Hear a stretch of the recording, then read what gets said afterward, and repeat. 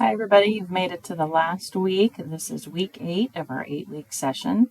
Hopefully you've learned a lot about yourself and a lot about leadership. Your final assignment is to create a leadership development plan so you can continue on this journey after you finish this class.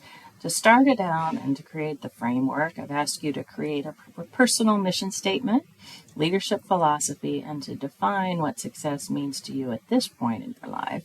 Given all of those factors as a background, create a future plan. Create a plan for your future development. And based on all this information, identify 2 strengths that will help you accomplish your mission and live out your leadership philosophy. And then identify 2 ways that you'll either use your strength more often or in a different way.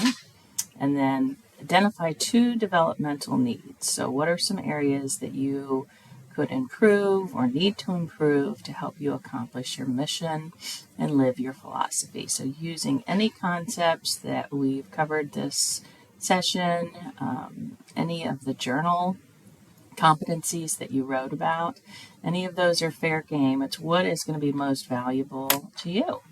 So let me know if you have any questions, and I look forward to reading your plans.